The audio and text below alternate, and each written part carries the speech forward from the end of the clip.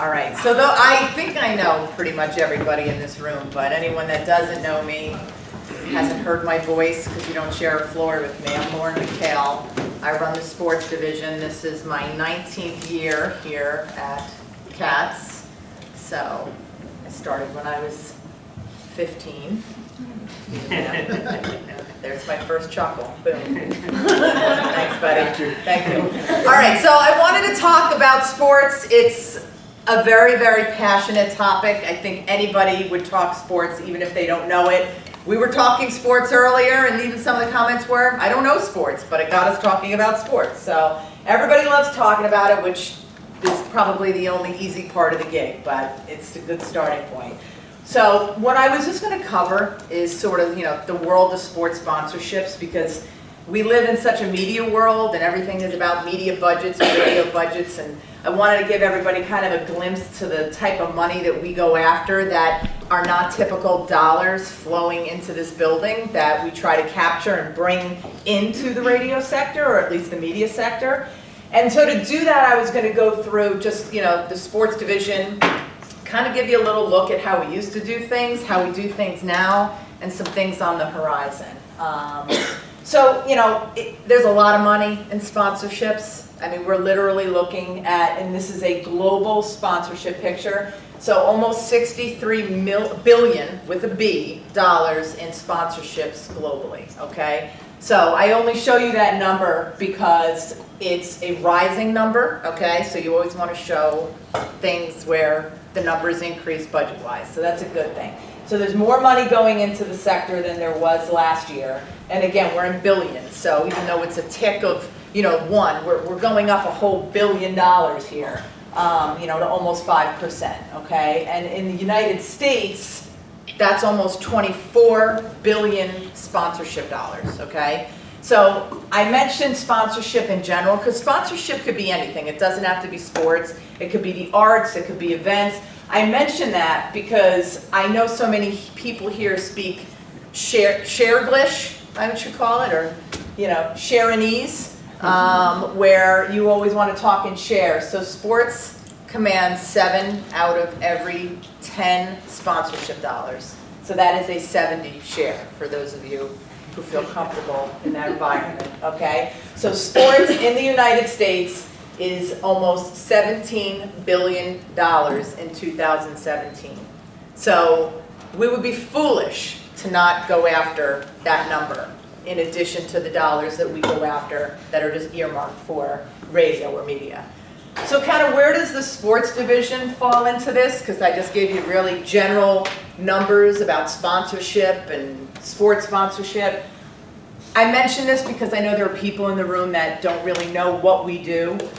We are a business development unit of the company, and so we're going after dollars to bring into the sector that we go after with our product portfolio, which is over 90% of the play-by-play broadcasts across the 4 major leagues, which I'll dive down more into that and what that means. But we get creative with the way we describe ourselves. I think we made up a word when we say radio-centric. No one's called us out on it, but obviously that's the meat and potatoes of what we're doing, because we are representing the rights holders. The rights holders are the broadcast companies that have paid for the rights to broadcast the games across the 4 major leagues as well as college, or it's the teams themselves that never sold their rights off that keep them in-house.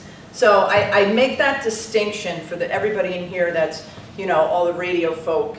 It's different than a flagship station. The flagship station, they carry the games, right? So there was the big topic recently in the trades was the Twins are on flagship WCCO. Okay, that's an Entercom station. Entercom has a few minutes that they can sell, and I'll dive deeper into this, but they're not the rights holder. The rights holder to the Twins broadcast is still the Minnesota Twins Baseball Club, to be exact, LLC. So that's our product, and we specialize in selling it from one market to multiple markets. It's very scalable, okay? And we let people know, and you can see in here, that we have a lot of beyond broadcast assets. okay? And a lot of those we get through our broadcast agreements that our represented broadcast companies have, and some of it is through the teams directly. But for those, I just wanted to give that picture for those of you that aren't familiar with the day-to-day of the sports division. The real charge is to sell play-by-play inventory, inside the games, around the games, but mostly inside the games across the 4 major leagues.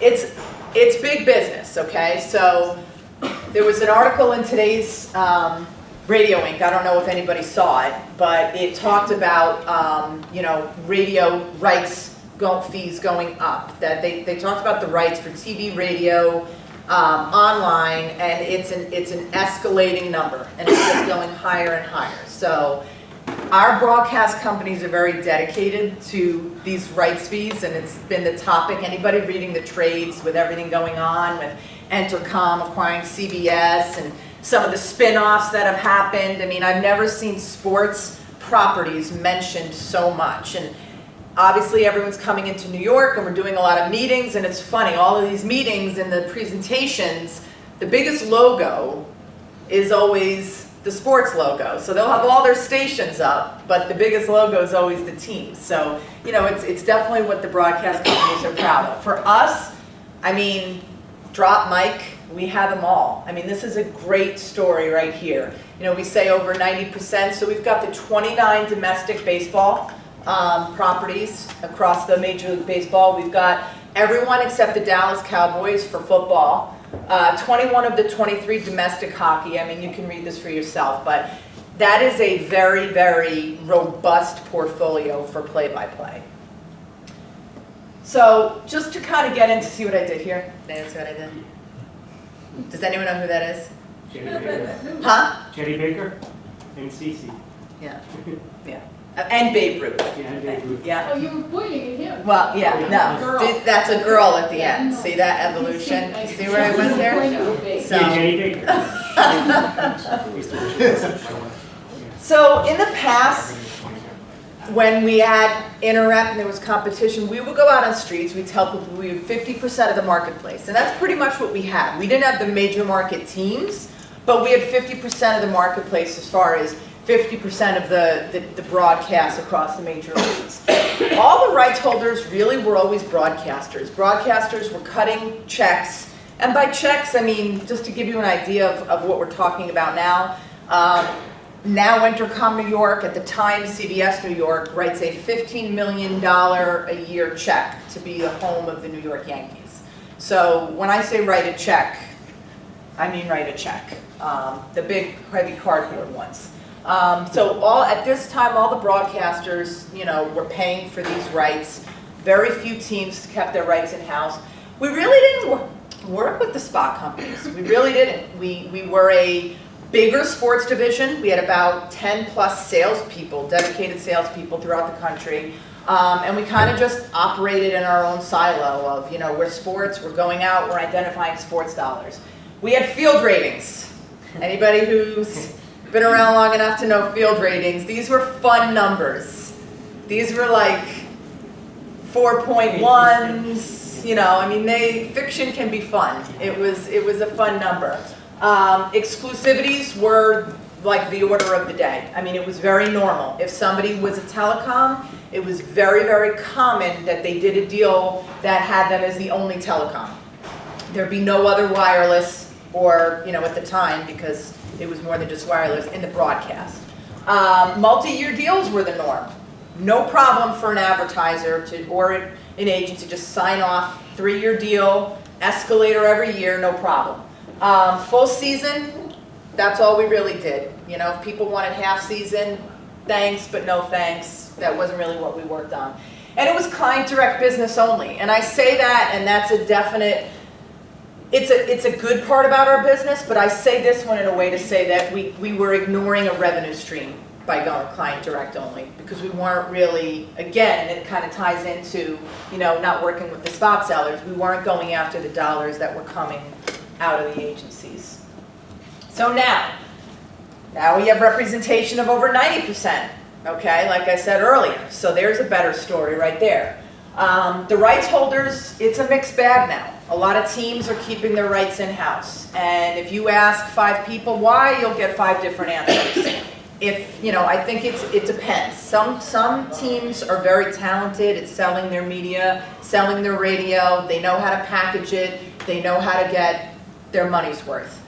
Other teams keep their rights in-house because no station in the market was willing to write them a check or work on a type of deal with them. There's a lot of ways that stations can carry a team without writing a check. I was talking about this earlier with someone. So, a station can say to a team, listen, I'll be the home for your broadcast. I'll dedicate, if it's a baseball property, I'll dedicate, almost 4 hours a day, pretty much almost 7 days a week, if not 7 days a week, to broadcast your games.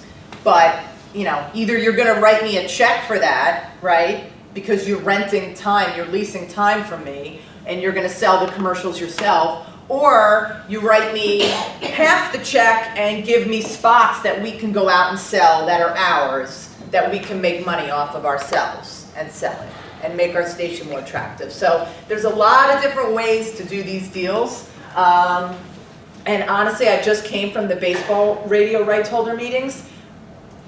I honestly don't think that there was more than 2 teams that had the same type of agreement.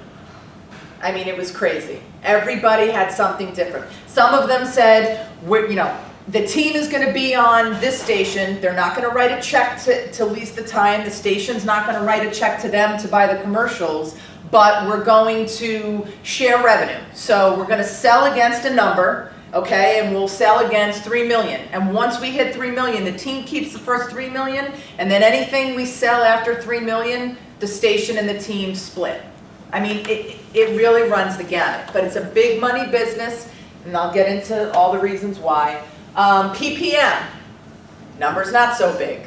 I say this, I'm being videoed. I've said it before when I've been quoted. Nielsen misses the mark with these numbers.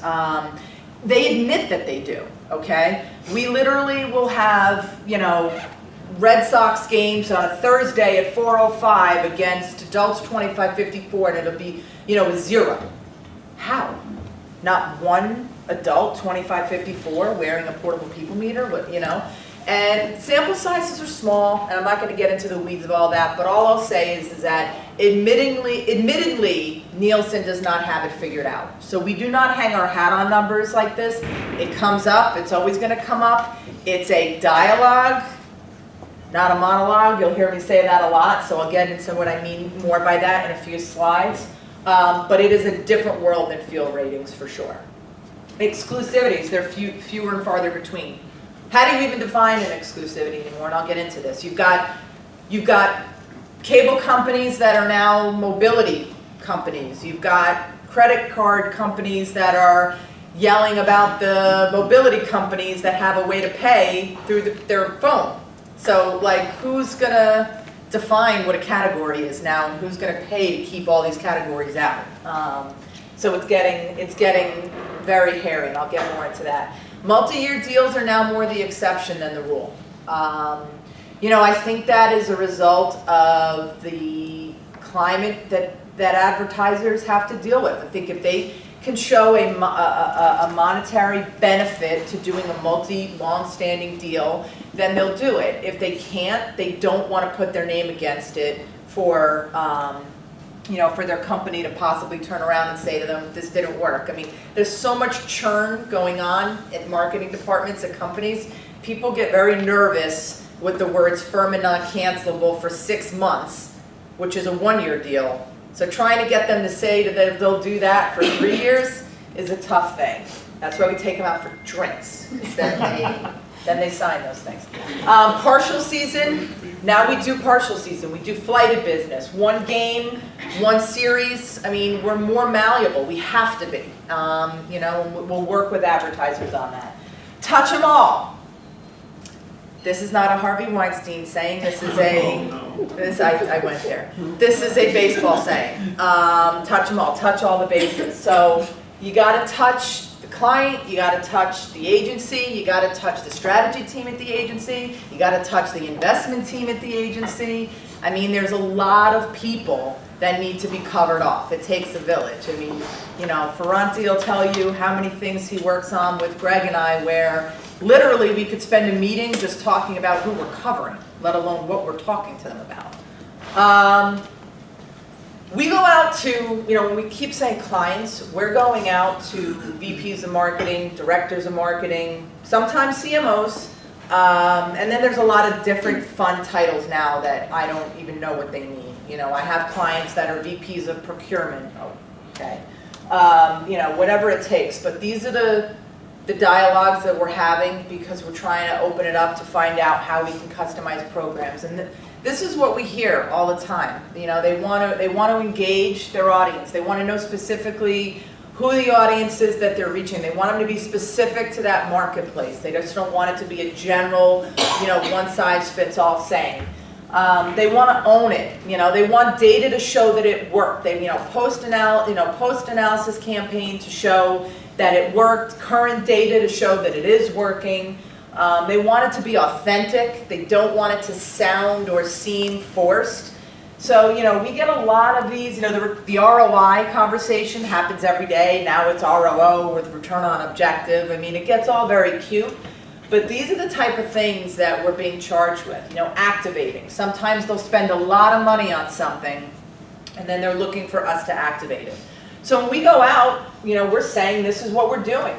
This is what play-by-play is providing you. You know, we're going to give you that engagement, right? We're going to give you that content that you can own, okay? Because we have the ability to control the live content and create something that they can bring fans and listeners that they can own themselves. You know you're getting a passionate audience. You see it right now with everything going on in the sports world. And we help activate, you know. I mean, we're not the leagues, right? So when people are doing league deals, and I have a slide on that, you know, we jump all over those people as targets to go to them and say, hey, you just paid, you know, however many millions of dollars to say that you're the official lawn care provider of MLB or the official hair cutter of MLB. Now work with us and we'll help you scream that from the rooftops. Because if you don't activate it, it's, you know, it's, you bought the car, it's sitting in the driveway. You know, benefits to what we do, I joke all the time, like, you know, the initiatives that are out there, I should be quiet, but, you know, less is more, great initiative. Sports was always 30s. We were always a typical 30-second spot. You know, we have very little clutter because, once I mention his name, he just leaves. He's like, because the commercial breaks are only 100 seconds, okay? So you're driving in the morning or whatever you're doing, so I know not a lot of us drive, but you can hear 8 commercials, 9 commercials in a row. You're not going to hear that with play-by-play because you can't. They've got to get back to cover the action. So just by the nature of the event that they're covering, they have to get back. It's not good radio to miss the first play of a series or the first pitch of an inning or whatever it might be. The passion's there. The play-by-play guys, I mean, I wish I could have an event here in the city where the play-by-play guys were, because if you ever see the way people go crazy for them, right? They're never seen, right? How do people even know what they look like? And I've done stuff. I bring people to see Susan Waldman and John Sterling here for the Yankees, and they, like, literally Susan Waldman had to say to a client, push him a little, because he was, like, close. And she was like, I have to call the game now. And, like, he wouldn't, like, get out of her face. I was like, oh my God, like, this is embarrassing. I mean, it was good because she got to sense how much he appreciated it, but they are celebrities. And the credibility's there. I tell people all the time, play-by-play is really the most efficient way to borrow off of a team's equity. I mean, you have that credibility. You can pay $50,000 to use the team's logo and then get your hand slapped everywhere you try to use it, right? Because everything needs to be proved. And, oh, sorry, when we said you could use it, we didn't mean on gas pumps. When we said you could use it, we didn't mean on window clings. When we said you could use it, it's like a million stipulations. You're borrowing credibility when you're in the broadcast. Another benefit of what we do is just the volume of who we're reaching, okay? So here's a quick slide that just shows you, when people get into conversations about, the numbers and the PPM, and even when they don't get into those numbers, when they're a client directly who wouldn't know PPM from CPM from RPMs, I mean, it's still impressive when you get to turn around to them and you say, well, you know the power of radio, right? You know Chicago. If you're sitting in Chicago, you know this market. Well, what if we told you that Cubs, if it was its own station, right? Not pregame, not postgame, just the in-game, not their affiliates, okay, just the flagship station. What if we told you that if you measured them on a ranker for AM and PM drive, they'd be the #1 station? This isn't postseason, this is regular season. So, that changes a conversation, and I think it makes all of those decimal point conversations a little less significant, because now you're really just talking about, reaching the masses. And here you go. I mean, last year's World Series, this is not a typo. 58% of people 6+ in Cleveland were listening to the World Series. That number for men, 25-54, was a 55 share. So, when we talk to advertisers and they say something like, oh, well, geez, I don't know if it fits in with my objective, be like, so you have an objective to not be where over 50% of the ears in a marketplace are? I mean, this is huge. And an article was just out by Nielsen last week. It was in Inside Radio. I think it was called like Boost Ratings or something like that, about the winner of just the October book and the share that the Dodgers and the Astros had being in the World Series. Again, two major market teams, being major market teams help. But, they literally had, Dodgers was over a 15 share for people 6+ and for men 25-54. And if you took that same week, a month later when there was no baseball, they were like a 1.7 share. So, people aren't moving into the market for baseball and then leaving. I mean, these listeners are coming from somewhere, and so, there's a lot of power here when we just talk about it, because it's a reach medium. We talk about that all the time, but I mean, these are engaged listeners now that are really tuning in. I mean, this is a place we would think a lot of advertisers would want to be. Some get it right, some don't. So I love this slide because poor Falcon Tire. Disclaimer, they are not a sponsor of ours. They are not a partner. We want them to be. So they just finished their 3rd year of their MLB partnership. We can't get them to activate with us. Everybody here activates in some way with our company. Maybe they're not doing all play-by-play, but they're doing some type of radio deal or some type of local marketing with us. Falcon Tire, we can't get arrested for. They just, in their survey, okay, so avid fans, okay, less than 11% of avid fans recognize Falcon Tire as an MLB sponsor. The only upside to that, 3 years ago, it was 0. So, proving they can't fall off the floor, they are now up to, 10.5%. And if I'm Falcon Tire, I mean, I don't know if they're going to renew because their 3-year deal with MLB is up, but I feel like I bought a Rolls and left it in the driveway. I put no gas in it. And somebody's head's going to roll for that. And we love those stories. I mean, we don't love them like, oh, you did bad. But those are the type of conversations we like to have with people, because without activation, sponsorships do not work. They just don't. And we just feel we're a huge activation piece. So that's a big part of it. So these are the fans we're dealing with. This is the challenge we have every day. No joke. Admit it, you're one of these people, right? If you're at the stadium or you're home, literally, that's what you're doing. So now how do we reach these people, right? It's getting very interesting out there. We don't. I'm actually quitting after this presentation. So, we're trying ways to reach them. Everyone's saying, you walk into advertisers and they'll tell you millennials do not watch sports. They do watch sports. They are streaming it, they're watching it in different ways. They're there. We just have to find ways to reach them. And that's part of the dialogue that we're having with advertisers. And everybody talks about sports as, it's old, baseball's old. It's not old. The fans are there. I could show you more numbers than this chart that the fans are there. You see it for NFL. NBA is a huge one. NBA is on fire right now. The fans are there. So we battle this when we walk into advertisers that have preconceived notions about where the audience is or who they are. They almost treat them sometimes like they're lost, they're gone. I think it's probably a lot of the same frustrations that digital deals with, from our digital standpoint of the listeners are there. There's a way that this is all going to be measured. They are rolling out a study, unified measurement study. You'll notice here the word radio is not listed. Again, another reason Nielsen doesn't have me on their holiday card list. Phone call's already been in. But Why not? Huh? Why not?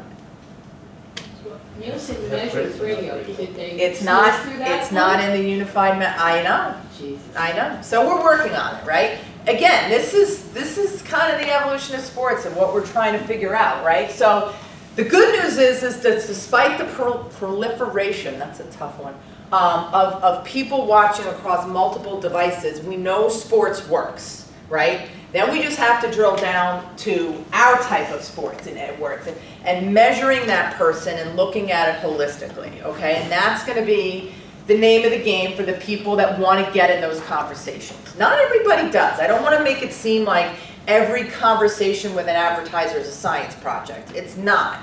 But, they're accountable, their feet are being held to the fire. And how great could it be? And I'll get into all the reasons why it's going to be even more important to have a unified measurement with the type of things we're trying to do with our portfolio. How great would it be if we could just show one number?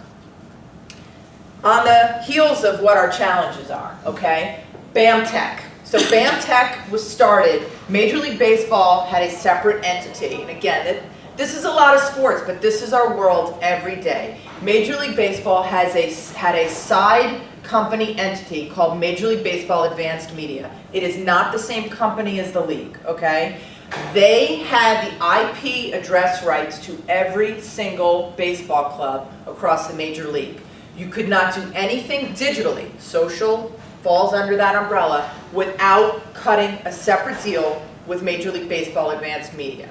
So if we had advertisers that were Cubs sponsors, right? They paid the Cubs $3 million and they're a Cubs sponsor. And they said, we want to do a sweepstakes in March to give away a pair of season tickets to the Cubs. I say, great. Do you have a deal with Major League Baseball Advanced Media to use their logo digitally and to give away tickets digitally? No. Bad news. You got to go cut a deal with them, because I could do it for you and promote it on radio and blow it out socially, but it can't live in a digital world without them. So that's been an issue for us. When you stream games for baseball, the league is controlling that.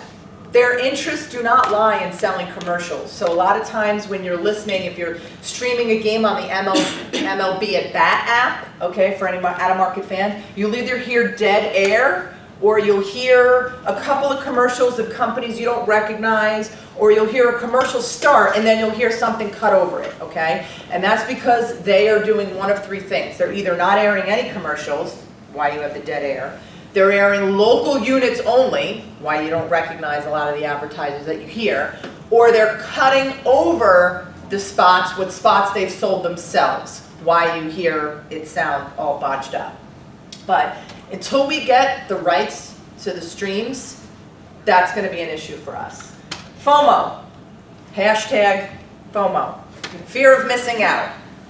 No one is looking at anything anymore for more than 5 seconds because they're scared they're missing something else that's going on that could be more interesting or important. So if a game isn't tied and going into overtime or extra innings, you lose that person. How do we get them? PPM, I already touched on that. It's a ratings technique that's, you know, under-sampled. It's not flawed, it's under-sampled, so we have issues there. Travellini's in the room now. See how I got nicer about Nielsen?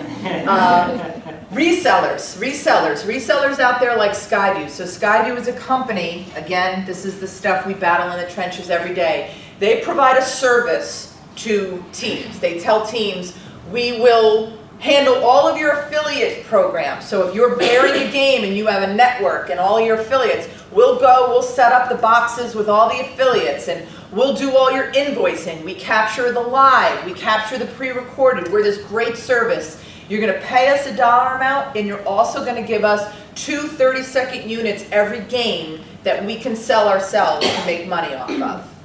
There you go, a reseller. So now we're going out and people are like, well, Skyview was just in here. We get around it and we explain the difference because we are a true extension of our stations and our teams, everybody that we have the rights for, they are not. But they're out there saying that. Should they be? No. But let's face it, we live in a world where anybody can sell anything.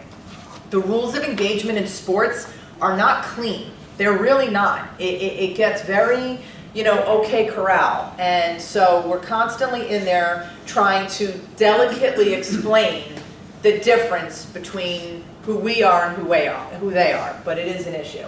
Blurred lines, again, I mentioned this. When you've got cable companies that want to have a mobility product and mobility companies that have a credit card payment product, you've got blurred lines, okay? Nobody's going to pay to keep all of these advertisers out of these categories. You know, you're not going to have Xfinity paying to keep people out of the cable and to keep people out of the wireless, but they want to, okay? So how do we get around that?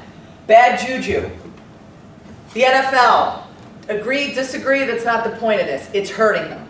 It's hurting them badly. I'm telling you, when rights deals, when the contracts are up for NFL official sponsors, you are going to hear the thud because we're getting the trickle-down effects. When we've got advertisers like USAA, right, who is telling us, and you know, poor Greg, we can't get a Q4 thing launched because they want to go silent on their NFL sponsorship.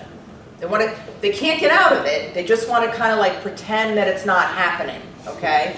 So what does that do? It kills any activation plans. Where do we fall in? Activation plans. So that's an issue. MLB fans, games are late. I don't know if anybody was fans of the World Series this year or any of the postseason, but there were 5 o'clock games. Any Yankee fans in here? Anyone a fan of those 5 o'clock games? I thought they were amazing. It was a game changer.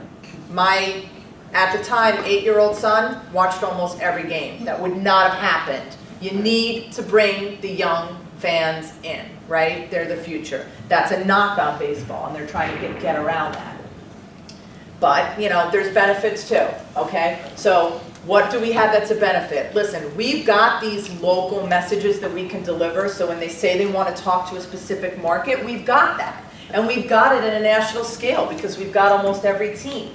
And we really have 97.6% coverage of the country. If we were to do a baseball deal right now on every flagship station, plus all of their affiliates of their network, we would literally be covering 97.6% of the country. The good juju, MLB, again, the game times, they're starting earlier. They're getting rid of every old manager. These poor managers got their team into the postseason. They're still firing them. And they're bringing in young Moneyball guys. And Aaron Boone, who explained that. NBA, okay, and NFL, let's be honest, their worst day is still everybody else's best. We like to kick them when they're down because everybody likes to go after the big gun, but their worst day is still everybody else's best. We look ahead, the forward progress.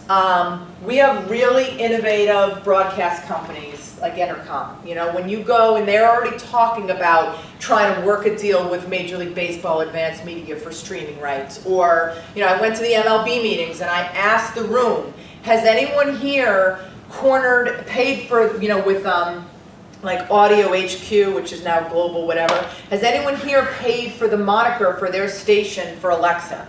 You know, so even though we don't have the streaming rights right now, right, bringing in back in-home radio listening. So I'm at my house and I say, Alexa, turn on the Yankees game. have we paid for that so that if we ever do get the rights, Alexa's bringing us to the stream of the station and not to the app. So that listener will get accredited to the research, again, once I'm done dealing with Nielsen and the, you know, unified measurement. That person will get put on our line and not on a line that doesn't belong to us. Very few teams raised their hand that they had done that, but Entercom did. They're already doing it. That's good stuff. We're working with good product. We want our broadcasters to be committed to these play-by-play deals, and we're seeing that a lot of them are. And like I said, the article that was in Radio Wing today, the wind is at their back. There's no stopping the spending. You know, I think they said by 2120 it was going to be, what did I even say it was going to be, Greg? Like 20-something billion dollars. It was like a ridiculous number. I have the numbers. You know, protecting turf, I talked about all that with the streaming rights. You know, coming soon, what are we going to do? I mean, you know, we can't keep doing the same things and expecting to bring in more revenue. I mean, obviously we're going to go to the existing advertisers we have and try to grow their business, and we're going to go to new advertisers and try to find new business. You know, but we add to our product portfolio. If we get the ability to do the streaming rights, that's product that we now have to sell, you know. We collaborate more with TV, you know, something that we have done every once in a while, but, you know, we should probably be doing more, and that's on me, you know. I mean, how do we find a way where they're in markets where we are, you know, to work together? You know, I mean, for example, we have the Ravens on a Hearst radio property. Hearst is a TV client. Like, how do we, you know, we have these conversations and then they kind of just always die on the vine, you know. That's stuff that I think if we really explore, we might be able to find something out. You know, maybe we bring in, you know, advertisers of OTT commercials, and we take that commercial space to say, okay, now we're doing it in audio and we're going after people who stream. We're going to do it with video, and we're going to go after people who are watching their games through Amazon Fire and Hulu, and we're going to sell you all those spots. You know, I mean, we want to be dedicated to our broadcast companies, and we want them to go after as much product as possible because we're already serving them, so we want to be able to just keep serving the line that they're dedicated to. But if we have to reach outside that environment and go after a new piece of business, we're going to do it. Create our own content. Why not? It's come up before. The only problem is I feel like everything we come up with, we're just another ESPN, and we don't need another ESPN. But these are topics, you know, conversations we're having. IMG College.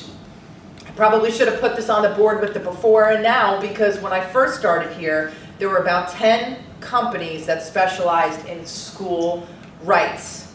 Well, they all bought each other up, and now if FCC approves it, the last two standing, IMG will be buying Learfield. So there'll be one left. We've talked with them before about representing them. It's like a 7-layer dip, so it's a little intense, but that's a way to bring in additional product. Research and data. We see these Westwood One sports reports that come out, that Westwood One does for March Madness or Super Bowl that they cut with Nielsen. You know, we've talked internally about having them do a report for us off of one of our campaigns. It's great that Westwood One is doing it and they're bringing attention to the audio space, but if we want the Katz name out there, maybe we do one for us. Real-time campaign analytics. This is going on right now with Analytic Owl. Probably has to be massaged out a little more, but how great that we can turn around to advertisers and tell them, you know what, your spot aired at, you know, 7:25 in the first inning, and for the next 7 minutes, there was a 12% lift in website activity. You know, I mean, it's part of the story. So just to kind of finish up here, or I should stop. Does anybody have any questions? Intense, I know. Well, can you also just mention how the level that you guys are calling on also helps the spot teams with Yeah. business development? I think that that's important because your meetings are always at a higher level with a lot of the clients and agencies. Yeah, and I not mean, us. good point. I mean, it takes a village, and I cannot stress right now how the collaboration is key. And I joke with people. Has anyone ever been in a meeting when there's a crisis and anyone ever said, you know why this happened? We work together too much.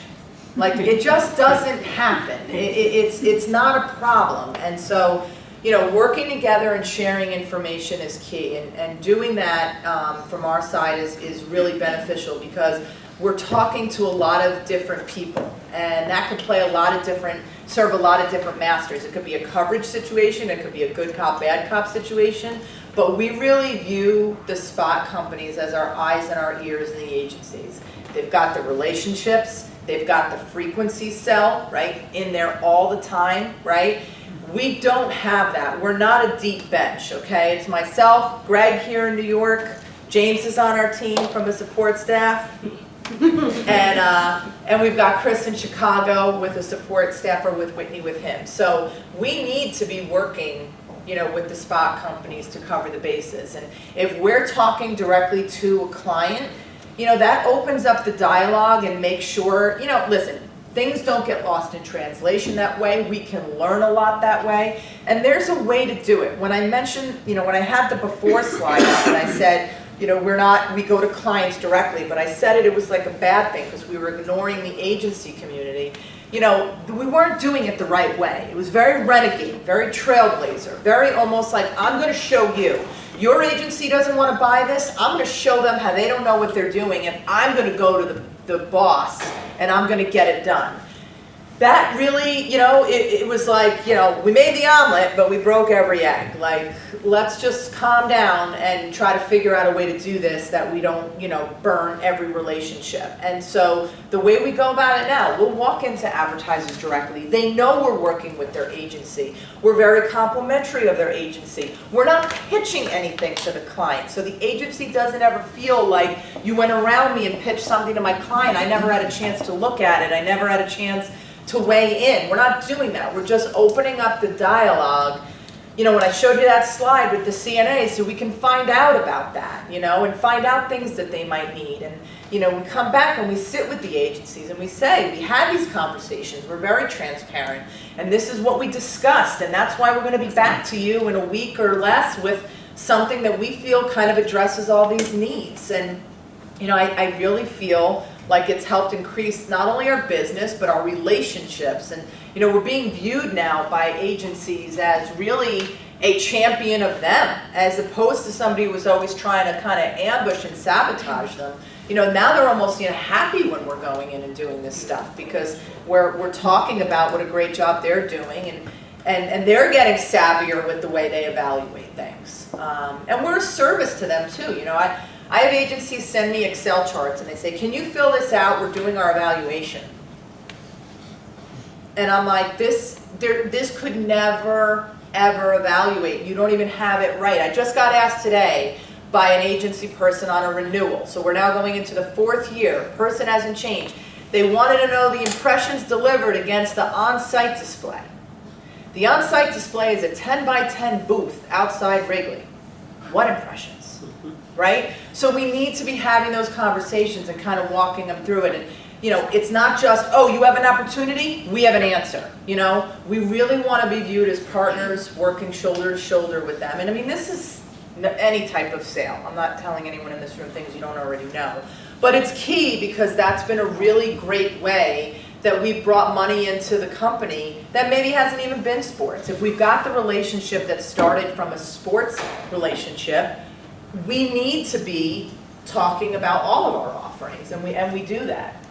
So again, just to kind of recap, you know, we get engaged very early. We want to know what the need is, what the problem is, how we can help address it. We want to work on something that's fully customized. I don't like canned stuff. Very few times does canned stuff work. I think it makes us look subpar, so we try to stay away from that. We have resources that make us look a lot smarter than we are. We have a really talented ideation team. We've got an activation team. You know, we can work on things that make decks look really sexy that we go back to people with. And while we don't use them as much to come up with ideas, we kind of rely more on our individual broadcast companies to help us with that. Where we really use those ideation teams and the activation teams is when we've sold something in. You know, how impressive is it when we can tell an advertiser, no, you don't have to put this through your legal. We'll handle this. We'll do all of the activation. We'll be the one legally responsible for the sweepstakes. You know, from the indemnification, everything. You don't have to do anything. And they're like, really? Because this is great, my legal team is their pains and they take forever and I don't, I get nervous and no, we'll handle it all, and then I'm like, get 15 cease and desist, but whatever. And lastly, why people would want to work with us, and when you're out there, when people say, well, geez, why would I want to work with you? I work with the team directly. We have the knowledge of the inventory. We have the relationships with the broadcasters. We've got the expertise, and we have the ability to do it in a one market basis or scale it out and do it across the whole country. I mean, we have unmatched scale. We really do. There's no one that can go out and say that they have what Katz Sports has. So that's kind of the way that we kind of try to stand out with advertisers. Because let's be honest, you go to an advertiser, they hear the word sports, blows their hair back a little bit, they'll take the meeting, but who is Katz Sports, right? So when we come in and we start explaining who we are and who we work with, and not only the type of companies who we work with, but the product that we represent, that's the credibility and the type of campaigns that we can share that we've worked on.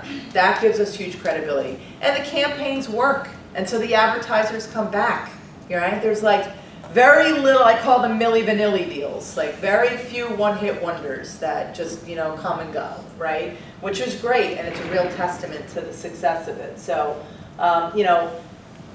if anybody's looking to get in to somebody to have a conversation, and I always say to my sellers, find something new to talk about. Go in and pitch something new. What's new? What's new? If you haven't talked sports, that's new. We're here. We can help with anything. We love to talk about it. We can help provide research, ideas, you name it. I think that was kind of it. Yeah, that's the end of my spiel. So. I'm way under the hour and a half. And the camera's pointing down, so it's not getting me under the chin. So, anything else? So coming from the TV side, I'm curious, is this single market that you're talking about, and more of a kind of an unwired, as I would call it, and then how are you pulling together the rates and stuff like that? Because it sounds like you have a very small group. Are you then relying on the individual selling teams to get you that information? How does that all work? Great question. So we work everything on a market by market basis to answer the first part of your question. So it might be one market, it might be 10 markets, but whatever we're doing is on a market by market basis from a pricing structure. From any ideation, that again is scalable. So we might come up with a concept that could be the same concept across all of the markets and teams, but obviously the media attached to that is going to be different. How we collect that media, 9 times out of 10 we are working with the station directly, and again it's the individual seller to kind of collect the rates and build. Everybody's got a rate card. And the reason we never go off the rate card, other than when people are looking for planning rates, is because, and I joked about it this morning, every single one of our broadcasts starts out the season sold out. And then we work backwards. I'm like, you started sold out, now we have inventory. So everybody wants to start up here. So when they're working on that rate card, and they're feeling good about themselves, and then the season's getting closer and they gotta, hit budgets, that rate card becomes more realistic. So, and it also depends what they're buying, We really try to reward people. While we will work, and as I mentioned, we are more malleable than ever. We will work on one series deal for baseball, or one game even for football, believe it or not, for a tune-in campaign we did. There's gonna be a premium for that small slice of the pie. If somebody is going to be committed to a 20-game football, or even a 16-game football, or 162 baseball, or a home game 81 baseball, whatever it is, we want to show them an economies of scale, that they're getting sort of a stretch on their media spend. So that rate will go down. And it also depends too what that advertiser is doing. So if it's a broadcast company who controls the rights, we have to look at it holistically as what that advertiser is doing with that broadcaster's whole cluster. So if it's the #1 or #2 advertiser for a broadcast company in a cluster, Chicago, Boston, whatever, we have to be mindful of that, because clearly they're already a partner and we have to treat them as such, That's a good question. Are you competing with sellers within the building then? No. So you have this, you're not pitching the same clients we already have for a regular type of spot buying and trying to take dollars off the top of that budget? No, so we really are careful to not take from Peter to pay Paul, right? So we don't get high five for that. Now, we might have something going on where we want to be able to offer them everything in our wheelhouse. So we might have a situation where somebody says, I want to be involved with the Kansas City Royals. And we might have ancillary programming on the Royals, and we might be able to build a really dynamic campaign for ancillary programming. But the team, the Royals team, who we work with directly and sports has to deal with directly, will say, well, we can also provide a play-by-play focus deal. So we could do one of a couple things. We could pitch two totally separate campaigns, right? Here's your Royals report that's going to air an AM drive and PM drive and, you know, kind of be the shoulder programming. And here's your Royals play-by-play deal. Or we could merge them together and, you know, sell it as one without them knowing that on the back end, the money has to be netted out to two separate entities. But sometimes a deal gets done that is a play-by-play deal done at the team level, and the broadcast company's ancillary programming pitch didn't get bought. And, you know, not ideal, because again, we want to be billing for our broadcast companies, that's why we're here. But we also want to be servicing customers, and if we're delivering to them what they want, I'd rather err on the side of caution and make sure we're giving them everything in our portfolio to show them we could meet a need. If they choose one that doesn't get me high-fived in the building as much as another, that's okay, as long as the money's coming in. Yeah, we'll take money. Charge cards, check, cash in advance is great. Anything else? Listen, we're here, we're on, you know, for anybody that doesn't know, we're on the 5th floor. We're, you know, we're open for business. I'm sure you can figure it out by now. I love to talk, so careful what you engage me with, because I'll keep talking, but I love to talk about it, and I love to talk to customers that are interested in it. And I would just leave you with this. If you have a list of advertisers, look into what they're involved in. You know, you'd be surprised, right, of what they're involved in that you could create to help activate. You know, look into markets that are important to them.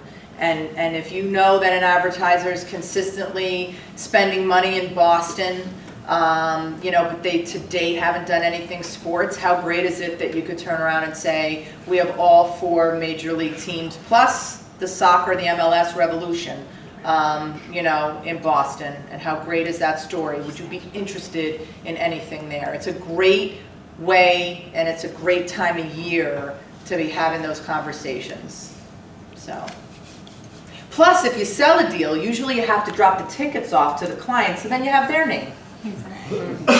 So, all right? Okay. Thank you, everybody. Good job.